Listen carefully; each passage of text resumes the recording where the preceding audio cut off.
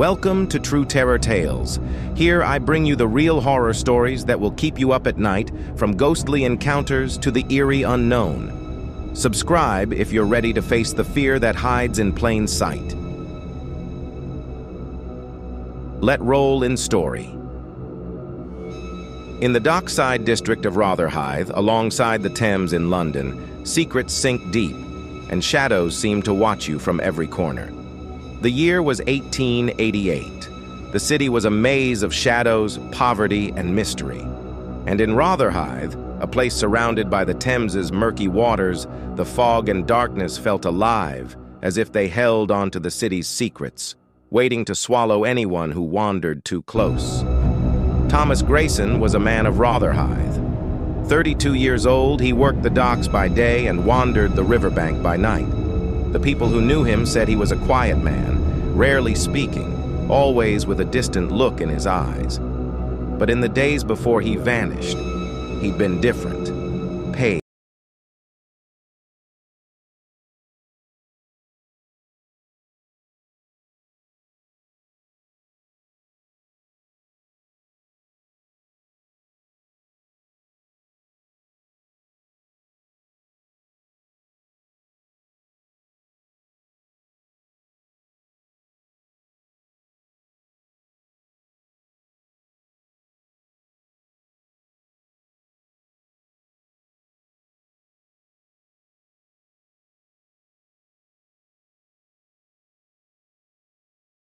How Thomas had begun hearing things. A voice, faint but clear, calling to him from the water. Some locals had heard of this voice before. An old legend spoke of a spirit in the river, a voice that would call dock workers by name, drawing them to the water's edge, until they vanished into the depths, never to be seen again. Then, a week after Thomas's disappearance, two fishermen found his jacket crumpled on the muddy riverbank, near the entrance of an abandoned tunnel. In the pocket, they found his notebook. Its pages were damp, torn, but the last few entries were still legible. The handwriting was shaky, frantic. Thomas had written about the water whisperer. He described a figure, barely visible in the water, half submerged, calling his name. And each night, as he walked along the bank, the voice grew louder, drawing him closer. It had a message for him, one that repeated over and over. "Come to me, Thomas. I'm waiting." The notebook passed through hands quickly, as people were desperate to understand what had happened to Thomas. But the story disturbed them. Some believed he had gone mad, but others, they feared the old legends were true.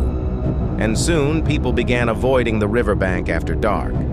Yet, the sightings didn't stop. After Thomas's disappearance, shadowy figures were spotted along the Thames. People swore they saw Thomas himself, standing by the water, his eyes empty and his mouth moving, as if speaking to someone hidden in the depths of the river. Then came the whispers. Dock workers who dared approach the bank claimed to hear their own names softly called from the water. They would look, startled, but see nothing. And still, the voice would call, persistent, insistent. Today, Rotherhithe is quieter, the docks almost forgotten. But the stories live on. Some say on foggy nights, when the Thames is still, you can still see him, Thomas Grayson, standing there on the riverbank, looking out over the water as if searching for something or someone. If you ever find yourself alone by the river in Rotherhithe, take care. For some say the water whisperer still waits, hidden in the darkness of the Thames, still calling out, waiting for someone to answer, waiting for someone to come.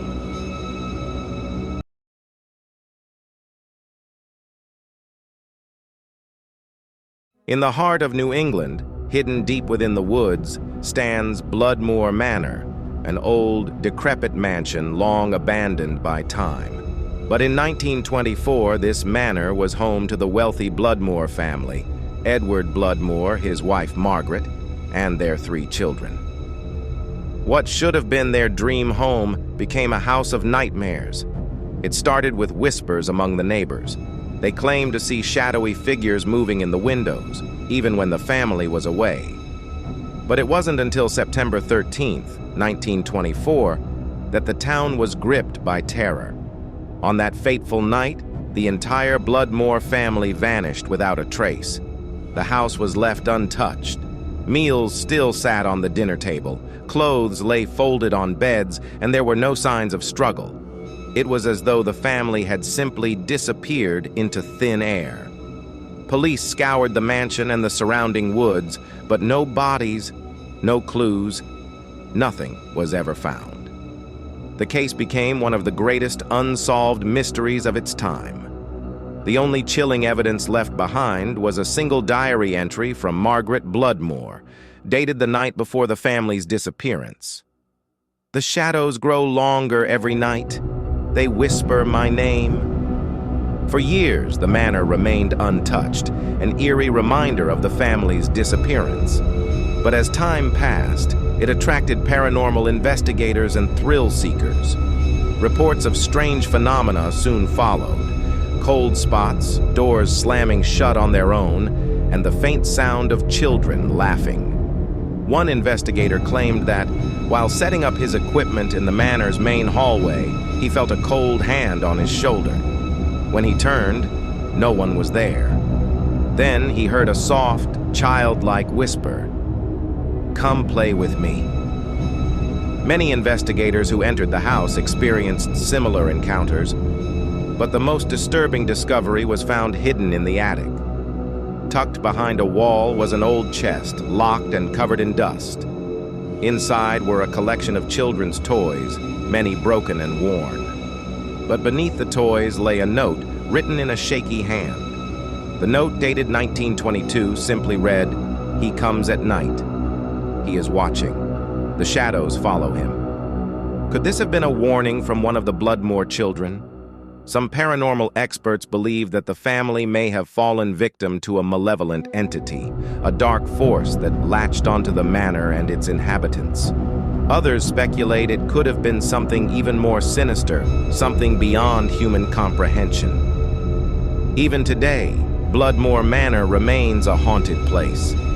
Visitors claim to hear the same eerie whispers echoing through the halls, and many report seeing flickering lights in the windows, despite the house being long abandoned. People who dare enter often leave feeling unsettled, as though something unseen, is watching them. Though nearly a century has passed, the truth behind the Bloodmore family's disappearance is still unknown. Was it a ghostly presence, a curse, or something more terrifying that defies explanation? Bloodmore Manor's shadows continue to linger, waiting, whispering, and haunting those who step too close.